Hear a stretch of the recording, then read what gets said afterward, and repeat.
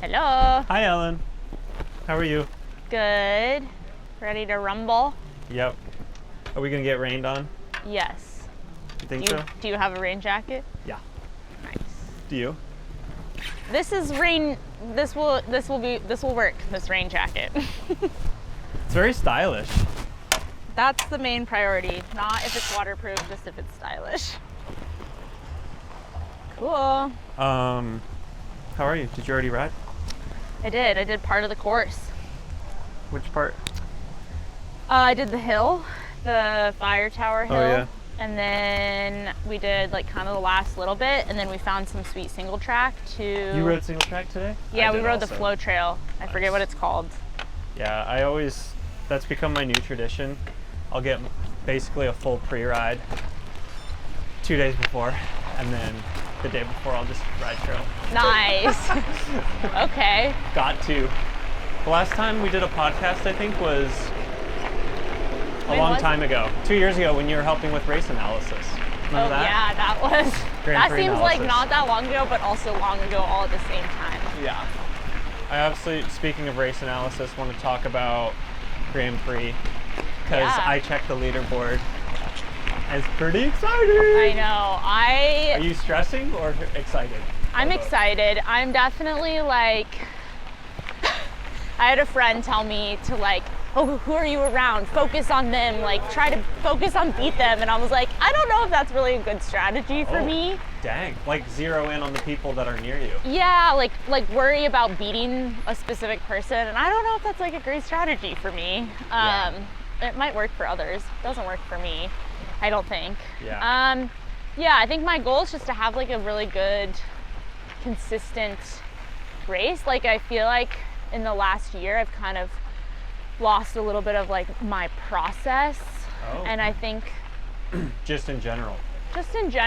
and just like I think I've had a lot of other things going on obviously in my life, so Yeah. I'm trying to like use this opportunity to like work on my process goals. And Yeah.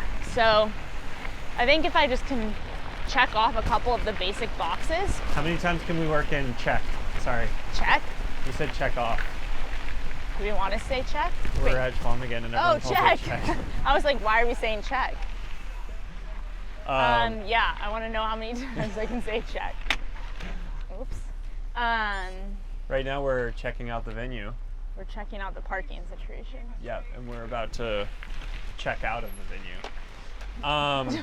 Check. Yeah, has that, well, I guess first follow up to that is this time last year and the year before. And the year before? Is this your fourth Grand This Prix? is my fourth Grand Prix. So I've you've done all it the years. You're one of the every few single people year. that's done all the years. Every single year.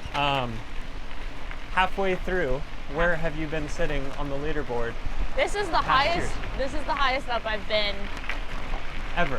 this early in the season. Okay, Early in the season. right, halfway through. Halfway through. Halfway through race event or round wise, not halfway through month wise. Not month-wise. So Yeah. you said that you've obviously had these other things going on in Yeah. your life that have kind of made racing harder maybe, or the process harder, Yeah, just some So- different stuff. but you're sitting better than you have before. Yeah. How do you think that's ended up that way? Well, I honestly don't know enough of like how it all works out with like like all the scoring with the different like what I ones know. they drop. I was trying Honestly, to that sort it out. confuses me. I was trying to sort it out this morning before we chat and working through some hypotheticals because Paige isn't here. I heard about this. And I haven't just seen the Instagram. I gave up trying to figure it out. I was like, there's no way that mathematically I'm gonna make sense of this. It's too complicated, and I think it's too hard to compare year to year because some years they had more people, some years they had less people, Yeah, some years they had more races. yeah. But I feel good. Like I feel good about like where I'm at. I feel like I have wiggle room almost. Yeah. And Room for error. room for error, but also like room for like like a motivational, like I feel like I'm like, oh, this is sweet. Like I have time to like hone a little. In terms of training or Yeah, racecraft? Yeah, just like both of those things, and also like room to get excited about the end of the season. Whereas Yeah, like nice. I think for a lot of us that have done this series and also like this long of a season, you end up, I think it's just natural to be like kind of over it by the end. Yeah. And I think, yeah, it's gonna be great for us to like, it's good for me to have like a little bit of fire at the end of a season like this. Fun. So yeah, 2 years ago I came in to Big Sugar at 11th, and it was too much pressure. So I'm glad to have the pressure earlier in the season, if that makes sense. Yeah. Like it was basically like you had to beat one person at Big Sugar. Yep. And if you didn't beat them, you were not going to be in the top 10. Have you finished in the money yet? Nope. All 4 years, never in the money. Speaking of, it's drizzling. Yeah, This amount of rain would not change the course, not change the course. but on the forecast that I saw, it looked like almost a half an inch maybe around 5 p.m. Yeah, Would that'd you be sweet. would you change anything? if I that would happened? change a front tire. Really? Yeah, I might do that. I'm gonna look at the weather. I'm gonna look at like 5 different weather apps. You do or you don't? I'm going to. Oh yeah, and just hyperanalyze and get. Yeah, I'm gonna get really in my head. And you and Michaela are just gonna talk about it nonstop. Yeah, but we're also staying with Anna Gretus. And Anna's gonna be like, okay, now we're gonna talk about something else, girls. No, Anna's gonna pull up some sort of measurement tool that like maybe is arbitrary, but maybe is helpful. So yeah, I might switch to a fast track Yeah. on the front for a little, but keep it at the 2.2. Yeah. The 'Cause grass I- is too thick to run anything lighter. I think, yeah. I don't really think it's worth running a 2.35 Agreed. for me. I agree. I've also just been riding the 2.2 since Leadville, so I feel like pretty comfortable on it. Yeah. But yeah, I think it's gonna rain. I hope it's muddy. Three years ago, first year, That was fun. that was epic. Holy moly. So fun. It Chaos. was like cyclocross. Did Those your were 2.5 race hours. have just a ton of passing and like lead changes constantly also? That's how ours was.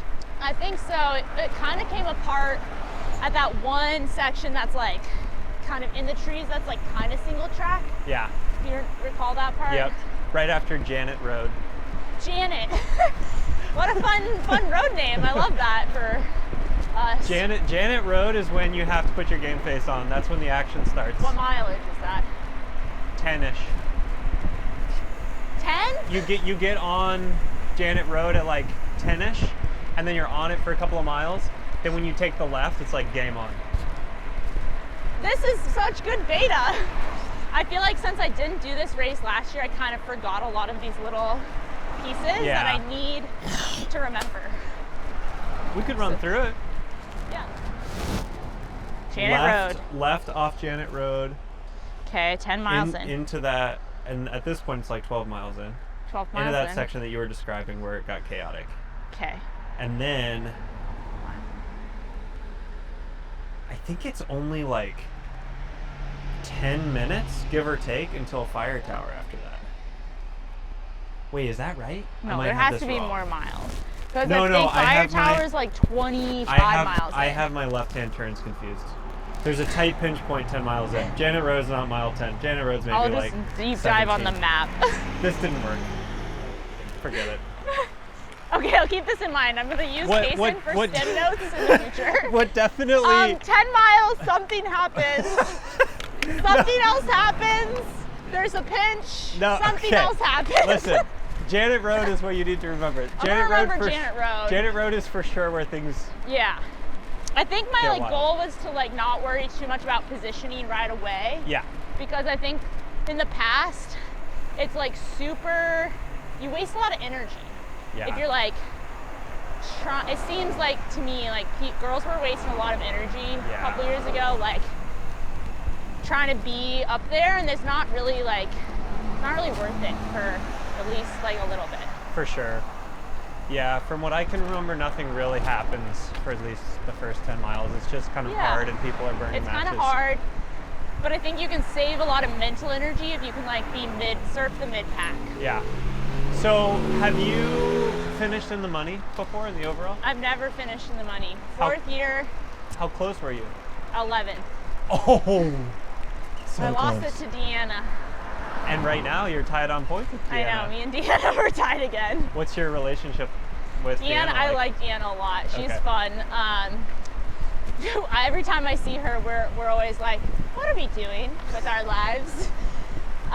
We're always kind of goofy with each other. That's fun. But we always end up with each other. Like at Whiskey, we're like racing neck and neck. At all these races were pretty like well matched. Yeah. So yeah, I hope it's a modern. So this is a complete non sequitur, Yeah, but totally. it just hit me. I'd like to draw attention to the fact that while we ride for rival apparel brands, Yeah. the fashion going, ooh, tiny plane. The aesthetics of what we have right now Yeah. are dialed. What the heck? Yep. Like, Well, I really like purple. Can you imagine wearing kit that looked like this like 10 years ago? There's no way. No. Well, you might look weird 10 years ago. You might be called a weirdo. Yeah. I But now think. the standard has been set. Yeah, like I really like, yeah, it's aesthetically pleasing. It's also like Rafa used artists, Yep. highlighting artists. You got to did you get to design your kit? I definitely played a role. Then did you choose purple or did they pitch purple to you? I chose purple. Brilliant. That's just brilliant. It's like Barney. Thank you. That's exactly what I was going for, is Barney. Barney, you're like, no, don't go for Barney. I think Barney got in trouble for some stuff. Oh, really? Did Barney get canceled? Barney might have gotten canceled. Damn. You should look it up No one is later when safe you're these not days. on mic. Okay. It's a different purple. Back on to Back onto this. larger topics. Ride Dirt. Yeah. my You series. have a coaching series that is really cool that you've Yeah. been doing for a few years now, right? 4 4 years. Holy cow. Since I went pro. Yeah. Yeah. Since Grand Prix. What is that? And tell us about, because you hosted one last week, right? Or I this hosted week? one this week, Yeah. Wednesday. Tell us about it. What is it? So Ride Dirt is my local regional workshop series in Durango area Yeah. that is basically for women and non-binary folks to learn about the skills and the tools to ride off of pavement, basically. And take care of themselves. Take care of themselves. So originally it started with like a trailside repair workshop, where basically we just like learned how to fix a flat. Yep. And yeah, I just wanted to empower women to like know what they were doing off the road. Yeah. On dirt, like whether trail or gravel. Like I think there's a lot of women, specifically women, that have a significant other or a friend that is like a male counterpart that like does a lot of the stuff for them, Yeah. or they just like haven't had that welcoming environment. Like growing up, there was always a lot of men around me that had cycling background, Yeah. and it was hard to like figure out like how I wanted to, like I was like, I want to learn about this, but I don't know how. So I wanted to create that environment for the people in my community, and Yeah. I also wanted to create a space that can like, you can make friends. I think Durango is filled with a lot of bike racers, me and you being one of them, but like bike racing's only one facet of cycling, especially off-road, and I think I just wanted to create a space where like women felt like they could go ride off-road and like make friends and feel empowered to fix any problems that come out there. So this year we had a trailside repair, so going over flats. We had a bike maintenance, like how to maintain your bike throughout the season. We learned how to wash our bikes, which was kind of fun. Like the amount of people that don't actually know how to wash their bike, Yeah. or think that it's really hard. Yeah. Like, I mean, yeah. I actually remember this. So in high school, you probably had something similar. We had what's called work experience, where you had to basically go do a little internship at some Yep. sort of business. And I chose a bike shop. And because it was sort of, a bike shop environment, there was a little bit of like, okay, kid, just go like in the corner and wash bikes going on. But I learned that I didn't really know how to wash a bike, even though I'd been bike riding for a while. And then I sort of was taught, but it took me ages. And it is totally a skill. It's totally a skill. Yeah, it's a skill, and it's also like, I think there's like this connection or this disconnect of like, I ride this bike, but like this bike isn't necessarily part of me. And like you and I, we ride every day, and we are very intimately familiar with our bikes. A lot of people ride their bike every other week for an hour, and like that's totally normal. And so they might not know like what this is called, or what the thing that makes them have different gears is called. So I wanted to like create that safe space where they can ask questions and they can learn, and we actually like learned how like a derailleur works, and like I was like, touch your derailleur, please just like touch it, you're not gonna hurt it. And like the amount of times it was like, whoa, it does this, or like that's how I get my wheel out. That's cool. So yeah, we did that, and then we also did skills.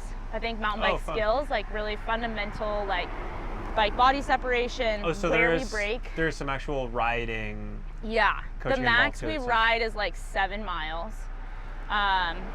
We did one that was like long distance riding. So like, how do you get ready for a long distance event? Like some of these ladies are signing up for like a 40 miler or something. And we did bottle hand ups.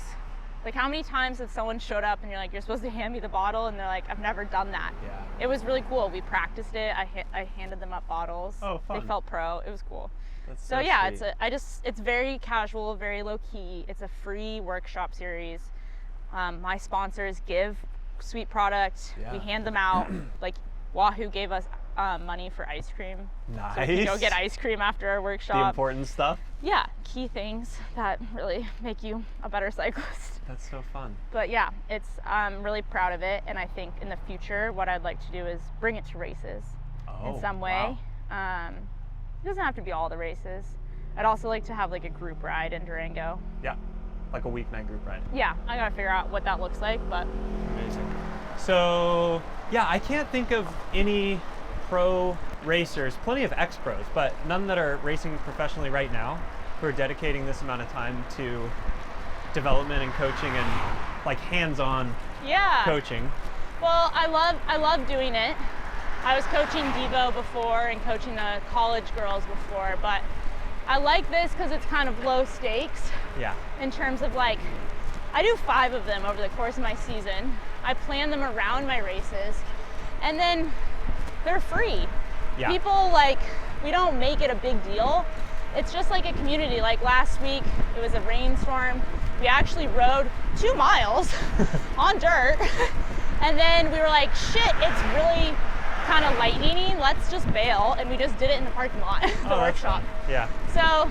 And there's been enough, I mean, obviously Durango's a huge cycling town, but there's been enough interest that you're getting. I have over 60 individual participants. I haven't added up. 60 individual humans. In a town of 18,000. Yeah. That's so cool. I have a lot of repeats, but I also have like a lot of, like my first one this year was basic mountain bike skills, and we had 15 brand new women. 15, wow. That I'd never met before. Yeah. 15. That is so great. The college helps. A lot of women have been, a lot of people have been moving to Durango. Yeah. As you know. Yeah.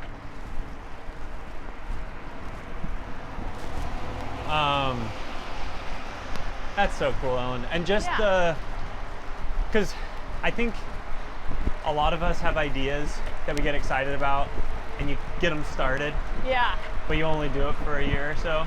Yeah. The dedication to stick with it and be in year 4 is really cool. Thank you. I think that's definitely something to be really proud of. Thanks. Yeah, I tried to keep it, I started small and like chipped away at it, and like they're so supportive. Like that's the thing, is like I'm teaching them skills, but it's really a discussion. Like I don't know everything. I'm not trained in how to coach people. We just like show up and we like go over, and like ladies will be like, well, why do you lean the bike that way when you're turning the other way? And I'm like, why do you do that? And it's like fun to like think about. I don't know, very inclusive, and like honestly, they're so supportive of me. Like this, when we decided to do gravel nats, and I like, my workshop was scheduled next week actually, and I emailed all the ladies and I was like, can you all make it this week instead? I have a race that I want to go to. And they're like, go to that race, girl, get that race. And I was like, yeah, okay. And they're like, we'll show up whenever. That's awesome. So they're like my friends too. Do you have any little tips or tricks that you think would be helpful or relevant just for a race like Chequamegon? For folks, like things that are easy to overlook that you do every time to be more prepared? That's a great question. Whether it's like a tool you take or a thing you do with your bike beforehand. I think like one, maybe not specifically for Chequamegon, but I always have my plugs really accessible. Yeah. Like, it's a good one. Usually I tape a bacon strip to my handlebars. Yep. And then for Chequamegon specifically, like I think a lot of people forget that it's really hilly, obviously, but they forget that you can carry momentum. Yeah. So if you actually pedal the entire time, downhill and uphill, you go way faster. You go way faster and your legs get way less tired. Yeah. I mean, they get tired, but they get way less tired. It's funny you mentioned that because yesterday when I was pre-riding the new finish for the first time. Yeah, what do you think about that? It's a little odd. I don't really understand what it is. I'm curious why they have us going that way. I just love to hear the explanation. Not because there's anything wrong with it, but it's just a little bit random. Yeah. Basically, in past years, we do the same finish as everybody else, and it was kind of this twisty thing through the woods, and then break out into the Berkey Trail and finish. And now we go underneath this power line for a while, and it's like these really steep rollers, but kind of what you were saying, the rollers look really intense. Yeah. But when I was pre-riding, I was like, I'm going to pedal hard on one of these descents at race pace and see how far momentum carries me on the way back. Yeah. And it was basically to the top of the next hill. Yeah. So like the roller, they're not really selective, I don't think, because of exactly what you're saying. Like you can just sort of surf the grassy waves out here. Totally. Well, it's really easy once you get tired to like ease up and like coast on those descents, but if you actually just pedal, even like 120, whatever. Yeah. Zone 2, you will get up the next roller a little bit further and with less effort. For sure. Yeah, those are my tips. Pedal the whole time and have your plugs accessible. Those are great. I mean, it sounds obvious, but both things that are not no big secrets here. Not that they're actually easily overlooked. Like focus on the basics and usually you'll do all right. What else? What else? You're going to Gravel Nationals next weekend? Yeah, we're gonna have a whole vacation week. Pretty excited. I'm excited. I think I'm excited to do some new events. Yeah. Just something different. Our friend from SRAM, Anna Gretis, who's been in this series, will be joining us for a little bit just to hang. Yeah. Sarah is still on the fence because we'll decide. She'll decide. We'll decide for her. She's been sick. There's good reason to be on the fence. But yeah, I think it's going to be really fun. Why did you decide to go to Nationals? Yeah, mostly just to do something new. Yeah. I'm really leaning into like follow my instinct. Oh, cool. I think like the Grand Prix is sweet and I love that it's there and it's been an option for me for 4 years, but I'm kind of at the point where I'm like, I want to like not be told what to do and just follow what my gut says. Yeah. And my gut said to go. Plus, I came all the way out here. I hope you have so much fun tomorrow. Thank you. And, you too. I hope you beat the people you want to beat to move towards finishing in the top 10, but I hope you don't get too in your head about it and also have fun. I mostly just hope I go for a nice, hard ride where I do okay. Okay. And that's hopefully my goal. It's muddy? Question mark? Do you want that? I'm gonna put a new tire on right now. Really? No, I'm gonna check the weather. I'm gonna do some data number crunching. Last question then, because we're talking about changing tires and Ride Dirt series. Any tips for changing tires, getting them off the rim, all that sort of thing? What's your method? I use that Pedros tire lever. My main tip is to stick it on your feet to like straddle the wheel on your feet so Okay. you don't spill all of your sealant Oh, on see, the ground. I didn't know that. I always keep it all on my feet so it never touches the ground. Really? Yeah. Do you have a pair of shoes that you just always use that No, are your sealant I shoes? just don't spill. Damn. Just kidding. No, I definitely just sometimes spill. But I avoid spilling all of my sealant. Because when you fly to a race, you don't have that much sealant usually, unless you go buy a bunch. True. Or you're sponsored by Orange Seal. Unless, just kidding. Yeah, so I Cool. just don't. That's a good one. Yeah, I put it on my feet. Just sort of like, You just kind of like, it's like this. yeah. You keep like a wide stance and then you can do this. And it's kind of a nice hamstring stretch. Dang, that's great. I've never done that. Yeah. If you want to not hurt your hamstrings, you can go for a wider stance Yep. if you want. Also a good tip. I have a mechanic here, but I might demand that I'm the one that changes my tires today Yeah. so that I can practice. You should practice. Fun. Cool. That's your tip. Thanks, Ellen. That's the tip of Enjoy the day. your pizza Thank you. and have fun tomorrow. You too. Good luck. I didn't ask you about your goals, but That's okay, we're not here for my goals.